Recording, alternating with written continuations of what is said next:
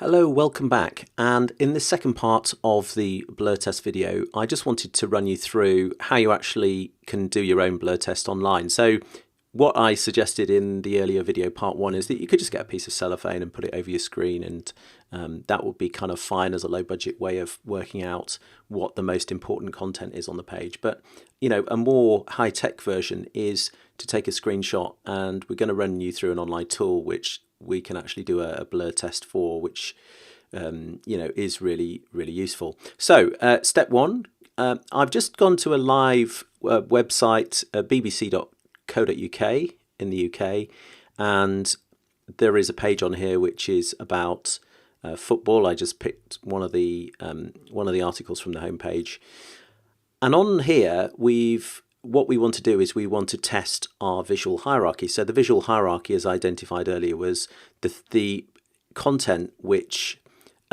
you consider to be the most important. And what we're trying to do here is we're trying to make that stand out over other content. So ultimately people convert, they click, or they click through, or they perform an action. If you've got an e-commerce page, or if you've got maybe an email, or if you've got a landing page or a home page, this is a really good way of identifying what your most important content is, and defining whether or not your customer's likely to come and click on this. So let's have a look.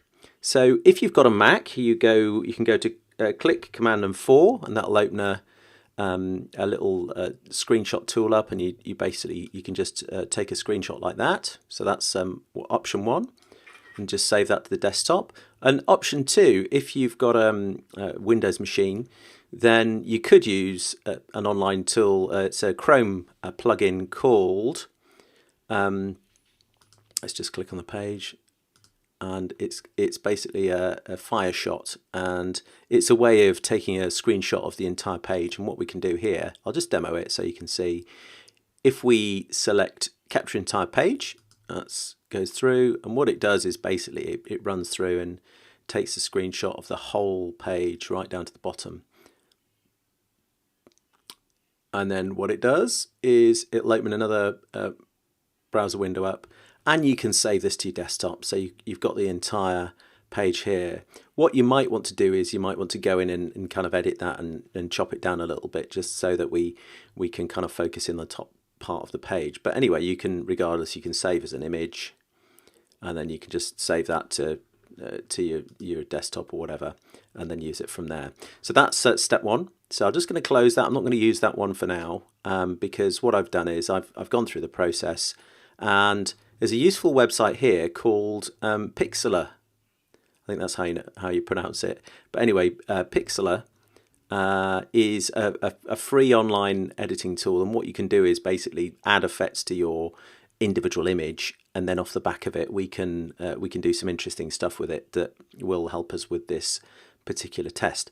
So if you just scroll down to the bottom of the page, and this is as at 26th of December 2020. So if you scroll down to the page, and they've got Pixlr R, they've also got it in the top nav there. So if you go select Pixlr R, and then it'll take you through to this page here, and then basically you can just open an image. So that image that you've just saved, you could open it onto your desktop. I'll just close this browser window so I haven't got multiple browser windows open at the same time. And then what you can do is you can basically upload the image, select it here, and then let's just scroll down the page. So if I select this one, it's managed to I close that again. There we go. It's managed to. There we go. So what we're trying to do now is we're trying to look at this page, and what we're going to do is add some effects so that we can identify the most important content, the visual hierarchy of this particular page. So when people have designed it, they've designed it in a certain way that they think will stimulate clicks or stimulate people to convert through to a sale. So what we're going to do now is down the left hand side they've got some useful tools. They've got filters, blur, sharpen, smooth and grain, and they've got color adjust there. So if we go just through to color adjust to start with, and at the top here they've got black and white, so just switch that on, and we can see that that's now changed to a completely black and white image. So that kind of removes any bias with color. We can add that in later anyway. And then what we do is we just slip down the left-hand side menu here, and there's a kind of a circle with dots on. And then one of the options up here is blur. So we can then just use this slider, and you can see that the page itself is getting gradually more blurred. So I suggest we kind of scroll it to about halfway, to about kind of 40-ish, something like that. 40 is probably a good option, and then that gives us an idea about what is the more important content on the page. So we can see that if a user's coming to the page, they tend to read in an F shape. So if you can see there, a lot of pages for news sites and so on are designed in a kind of an F sequence. Let's just show you that for a minute. There's a little drawing tool here.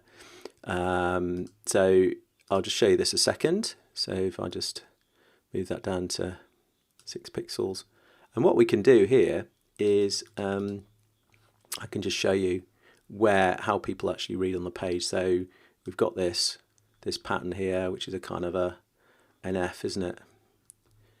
An F pattern on the page. So what people tend to do is they tend to come to a page, and then they tend to read here like this, and then they tend to scan from left to right, because in the UK we scan from left to right, and in English, and then they tend to then kind of scan down that left hand side there. So any content that you've got within this F shape, if you like, is kind of golden content. All of this content around here is kind of a hot property, and there's been loads of tests done. There's another video actually where I talk about this in a bit more detail, but you can see that all of this kind of really important content is within this structure, and ultimately what they want people to do is they want people to select some of this content, and you can see that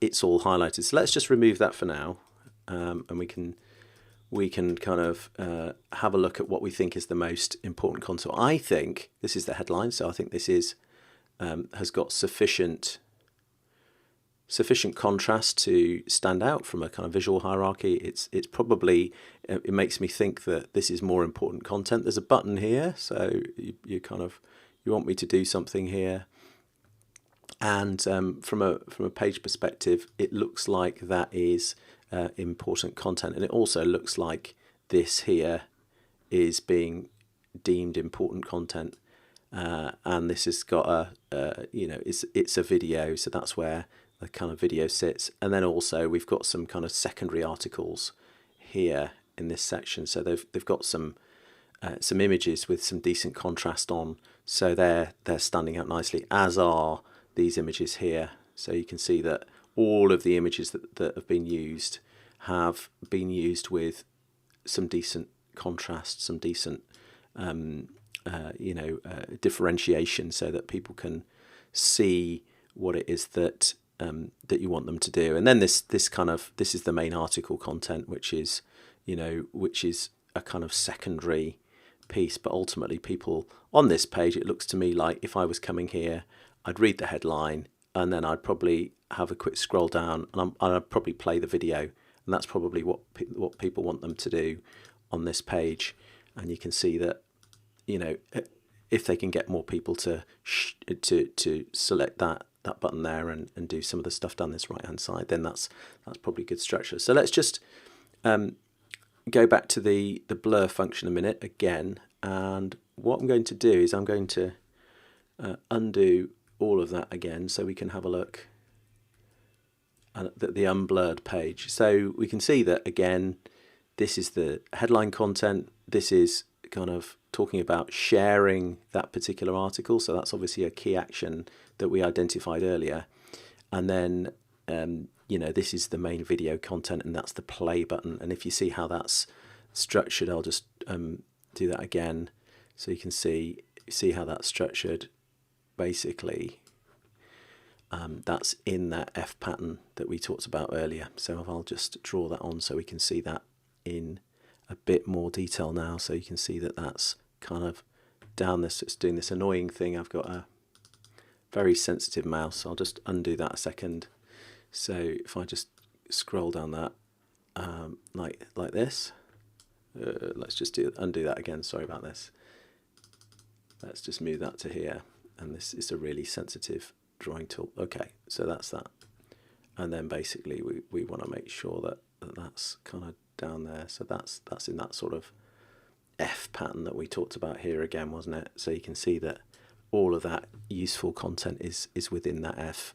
And then we've got this contrast that we talked about here again, here on the images. So overall, I think it's not a bad page at all, is it? It kind of does what we need it to do. This is the headline. The headline's a really important part of the page. The offer, we talk about that in an earlier video, one of the other videos on the channel. So go and have a look at that. But the value proposition, or the offer, or the what is this page all about? Bayern Munich, Serge Gnabry on tears, tough times, and finally realizing his childhood dream. So overall, I think it's a pretty good page. I'll end the video there, but you can see now how you could use this tool potentially for your landing page, or your email, or your home page, or some of the other pages on your website, and you can use this to kind of identify whether or not it's likely to convert before you actually even do any testing. You can overcome some significant obstacles in the process, and this is again really useful for kind of sales funnels and designing a sales funnel end-to-end process. So hopefully that was useful, and take a look at some of the other videos in the series. If you like this, add some likes below, share it with some friends, give me a thumbs up, and why not subscribe to the channel? We've got loads more interesting videos all about conversion, all about designing pages, all about sales funnels, and all about digital marketing. So hopefully this was useful, and again, subscribe to the channel, like, and we'll see you in a future video.